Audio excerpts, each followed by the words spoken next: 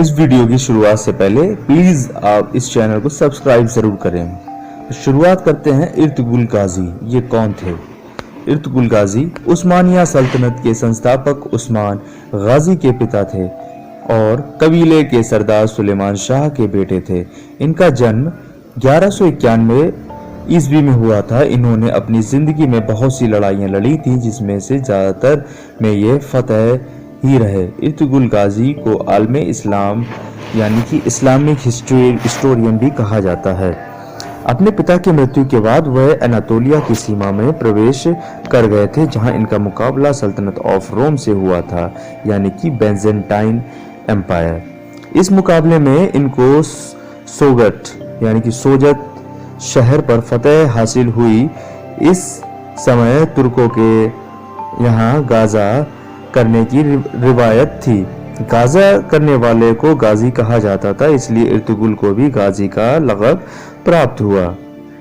इनका जीवन बहुत ही संघर्षों भरा हुआ था। इर्तुगरुल गाजी की मेहनत के कारण उनके बेटे उस्मानिया के द्वारा इनकी वफात के बाद सल्तनत उस्मानिया की बुनियाद रखी जा सकी थी, यानी कि उसे ऑटोमन एम्पायर कहा गया था, जो आगे चलकर दुनिया की सबसे बड़ी और सबसे मजबूत सल्तनतों में से एक थी। इर्तुगरुल गाजी की शादी सेल्जुक सल्तनत की शहजादी हलीमा सुल्तान से हुई थी। अपनी जिंदगी में अपनी आवाम और आलमे इस्लाम की खिदमत करते हुए 1281 ईस्वी में तुर्की के सोजत शहर में इनका देहांत हो गया था। इर्तुगरुल गाजी को उनकी वफात के बाद सोजत शहर में ही दफनाया गया था और उन्हें उस्मान कहा गया था। शोगत में इर्तुगरुल गाजी के नाम पर बड़े मकबरे और मस्जिद का निर्माण करवाया था, लेकिन इसके बाद कई बार पुनर्निर्माण के साथ मुश्किलें और इसको कब तक बनाया गया है ये कह पाना बड़ी मुश्किल बात है। वर्तमान मकबरा 19वीं शताब्दी के अंत में सुल्तान अब्दुल हमीद द्वितीय द्वारा बनवाया गया था। इस मकबरे के सहन में इर्तुगरुल गाजी के परिवार और कबीले के बहुत सारे लोगों की कब्रें मौजूद हैं। बंजारों की तरह इधर उधर भटकने वाले कई कबीले के लिए ये बहुत बड़ा मुश्किल और संघर्षों का भरा समय था, क्योंकि उनके दुश्मन चारों तरफ फैले हुए थे। एक तरफ मंगोलों का आक्रमण का खतरा और दूसरी तरफ सेलेबियों का संकट। इनके अलावा कई बार उन्होंने स्थानीय हुक्मरानों और सुल्तानों के साथ भी संघर्ष करना पड़ता था। 11वीं शताब्दी से 13वीं शताब्दी का वह समय बहुत ही संघर्षों भरा और भयानक धर्म युद्धों से ग्रसित रहा था। ईसाई यरूशलेम शहर पर अपना कब्जा जमाना चाहते थे, जो कि उस समय मुसलमानों के कब्जे में था। यरूशलेम असल में 3 मजहब के लिए बहुत ज़्यादा पवित्र है। आज भी इसको लेकर मजहबी लड़ाइयाँ जारी हैं। मुसलमान इस्तांबुल कुस्तुनतुनिया को अपनी सल्तनत में मिलाना चाहते थे, जिस पर सल्तनत ऑफ रोम यानी कि बेजेंटाइन एम्पायर का शासन था।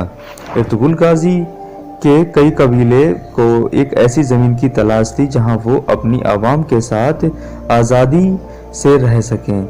इस ज़मीन को तलाश के लिए उन्हें कई कुर्बानियां तक देनी पड़ी थी। इस संघर्षों भरे समय में इनके लिए कुछ खास काम छोड़कर चले गए और कुछ गैर इनका पुरजोर साथ भी देते गए थे।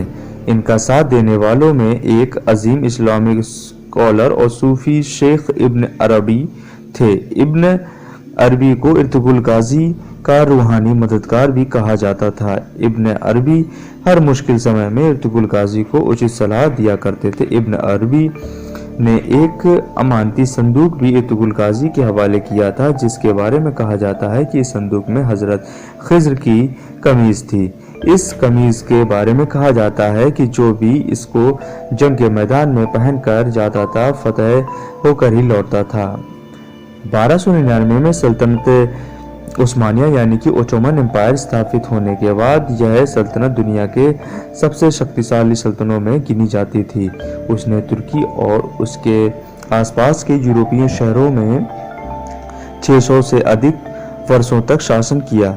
1922 में प्रथम विश्व युद्ध के समाप्त होने के बाद सल्तनत उस्मानिया का अंत हो गया था। इसके बाद एक सेकुलर देश तुर्की की स्थापना की गई, लेकिन इन 6 सदियों में वह इतिहास के सबसे मजबूत और विस्तारवादी सल्तनतों में से एक रूप में देखी गई। सल्तनत उस्मानिया के सब समय में इसके अलावा दुनिया में इतनी बड़ी दूसरी कोई सल्तनत नहीं थी। इसी कारण इसको एक सुपर पावर कहा जाता था। दुर्लिस उर्तुगुल गाजी 13वीं शताब्दी पर आधारित एक टीवी शो है जिसमें सल्तनत उस्मानिया यानी कि ओटोमन एम्पायर के पहले कहानी और इर्तुगरुल गाजी संघर्षों को दिखाया गया है। इस शो को तुर्की का गेम ऑफ थ्रोन्स भी कहा जाता है। इस शो के तुर्की के राष्ट्रपति ने उस्मानी सल्तनत की तारीखियों को दुनिया के सामने लाने के मकसद से तैयार कराया था। इस शो में वो सारी चीज़ें मौजूद हैं जो हर एक अच्छे वेब सीरीज में होनी चाहिए, जैसे बड़े बड़े शानदार महल, बेहतरीन वादियाँ, बेहतरीन शाही कपड़े और तलवारों की शानदार खनखनाहट, रोमांच और मोहब्बती भरी प्यार सी लव स्टोरी। इसके अलावा इस शो में म्यूजिक भी उतनी ही जोर पर देने वाली है। इससे लोगों द्वारा बहुत ज़्यादा पसंद किया गया है और देखते ही देखते यह शो तुर्की और मध्य पूर्व एशिया में सबका चहेता शो बन गया। इसने कई रिकॉर्ड तोड़ डाले। दुर्लिस उर्तुगुल शो के भीतर एक बहुत ही शानदार कहानी है।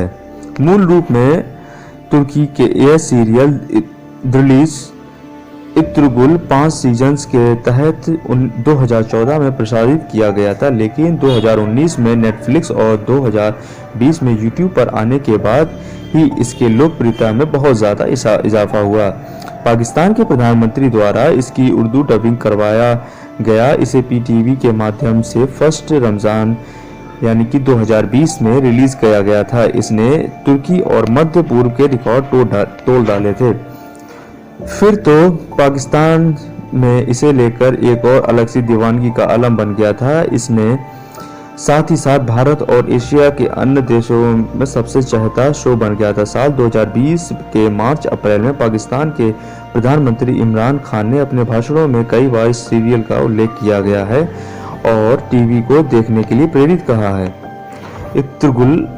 दुर्लिस में इर्तुगरुल गाजी का किरदार तुर्की अभिनेता एंजिन अल्तान दुज़्यातान ने निभाया है। उनके बेहतरीन अनुभव के कारण दुनिया भर में इसकी बहुत प्रशंसा है और पूर्वी एशिया में इसके रिलीज होने के बाद इसकी फैन फॉलोइंग बहुत ही बढ़ती चली गई।